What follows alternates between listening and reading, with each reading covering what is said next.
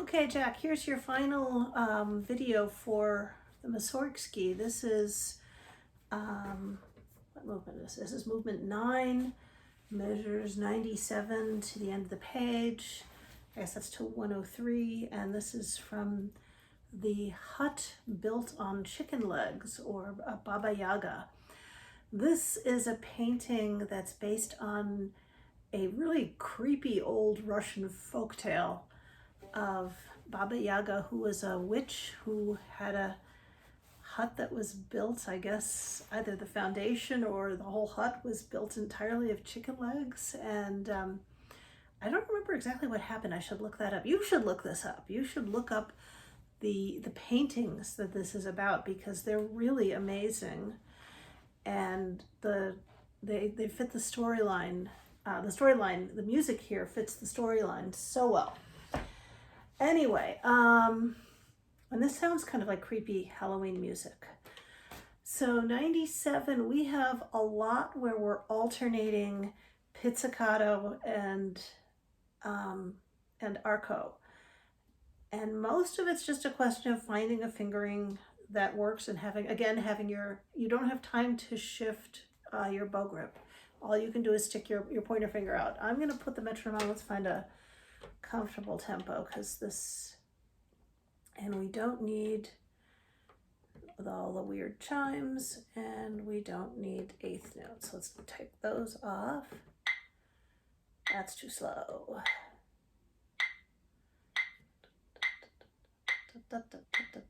This is slow too, but it's not quite as slow. So starting at 97, you should play all 3 pizzicatos. Maybe I'll just turn this off until I demonstrate. So you should play all 3 pizzicatos.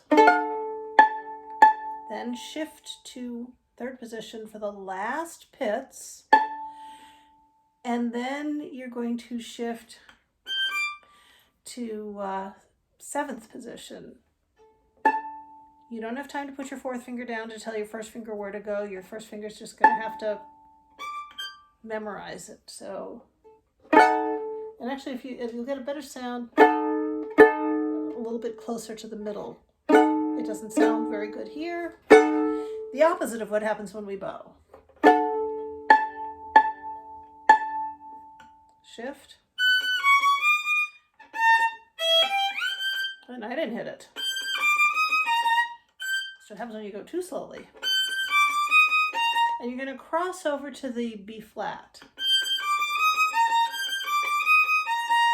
And then reach back 1 half step with your 1st finger.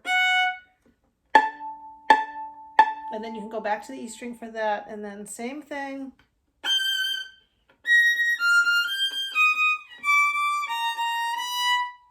And then shift again. You're on a D sharp. Your 2nd finger is going to go back a half step, because in 2 notes you have a D natural, but your 4th finger is going to extend up to a G. And now we have an E natural. So backing up to the beginning of the line.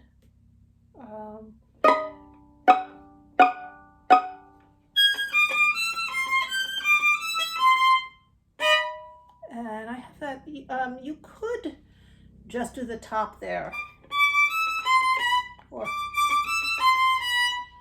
And then back to double stops. And here you could just do the top, because if you play the C all the way up there, nobody's going to hear it. And then I do 2nd position. Now here, you have to jump up to 6th position. It's not really a jump though. You don't have time to do that, to find your G that way. But you have time to sort of, in your mind, imagine that you've already done that. You could also imagine that you're doing that shift. Well, not imagine. You could also really do that shift. I do the other in my head.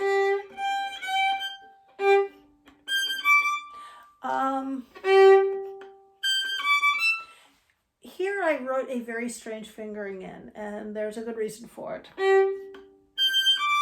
I want you to extend back. I should mark that as an extension. I want you to extend back with your second finger for the D. In fact, you could skip a step and put your second finger, so you're in fifth position, and extend your fourth finger up. Either way works. That might be better. This gives you one less step. And here's the reason why I want you in fifth position with a fourth finger extension. Right here, you have to cross strings. It's easier with third finger than with second finger. Our third fingers are generally a little bit fatter than our second fingers.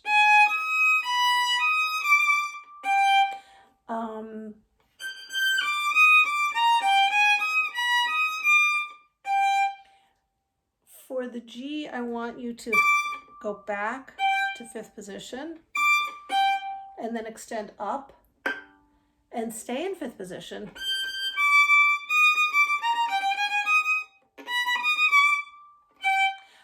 Some people cross for everything.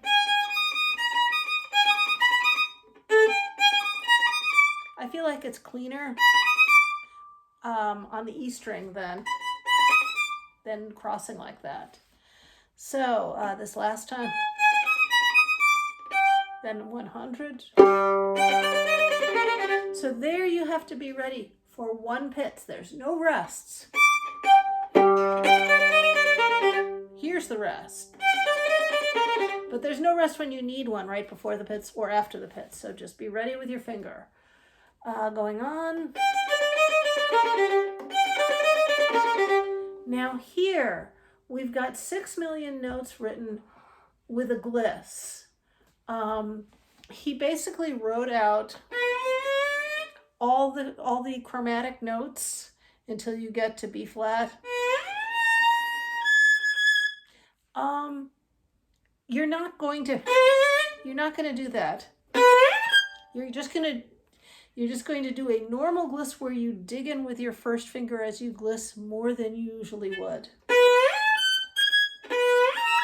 And you'll have to practice. If you don't make it to the B flat, that's okay, as long as you know where you're going. I think it's convenient to go to the B flat because then the A flat that you have on the next note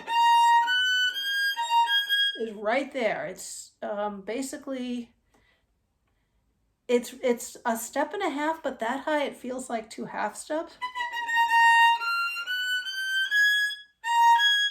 It really feels very close.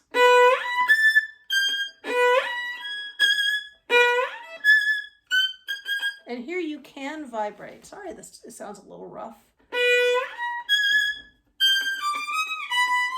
So here we're not doing the same fingering that we did before because it's continuing on down.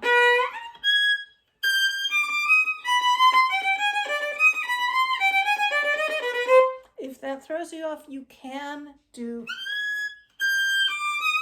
extend down and do 4, 2, 3. I'll put that as a alternate fingering, and that would be more consistent with what we've done.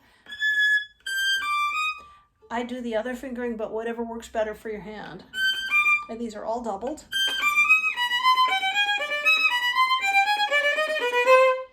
And I don't think they're going to expect you to count out all the rests. When there's more than, I don't know, 2 or 3 bars, I don't think you need to count them out for the audition tape. Now, from here to the end, it's fortissimo. Sorry, false start.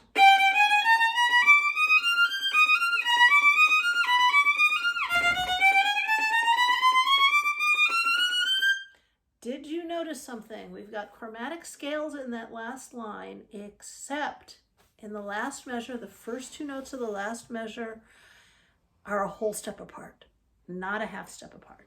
So keep that in mind. The way I fingered it, I've got you shifting up on half steps only. And then down 1, 3, 3, 4. I think that's really the only, I guess you could, it's awkward crossing strings there because it's a tritone. I think it's easier to shift. And then going down to first position, 1, 1, just because that keeps the hand open. Doing tends to cramp the hand up a little bit that low in the string. So 1, 1, and then 2, 3, 1, 2, 3, 1, 2, 3, 1, and here's your only whole step. And then you run out of fingers. So that helps. And that's it.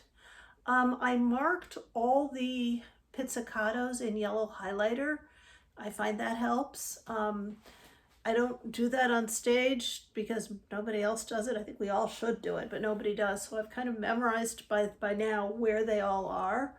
But if they're letting you play your own parts, maybe they'll let you use one that's color-coded.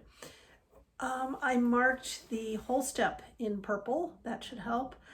I see there's some editorial markings. There's a printed diminuendo before 101 and it's scratched out. I think it may be original, but it also doesn't make much sense. So I think it's fine that it's still scratched out. Let me know if you have any questions. This, I think, is the easiest excerpt of all of them. The difficulty is going back and forth to pizzicato and arco. So, and what I did, and if you don't want to use this color-coded part, what I did, you could certainly circle every pizz, and then instead of circling the arcos, mark each arco with a down bow. You see a down bow, you know it's not pizz. And that, because if you circle everything, your eyes, it's still confusing. You see circles. If you circle only the pizzes, you know where it's circled to pizz, rather than thinking it's circled, okay, which one is it, pizz or arco? So that's my solution. Maybe you'll think of an even better one. Good luck. Let me know if you have questions. I will have my violin with me out of town so I can answer, and even if need be, make a video if that'll help, or do a FaceTime or something. Keep me posted how it goes. And look, Charlotte is still sleeping. What a life, huh? Talk to you later. Bye.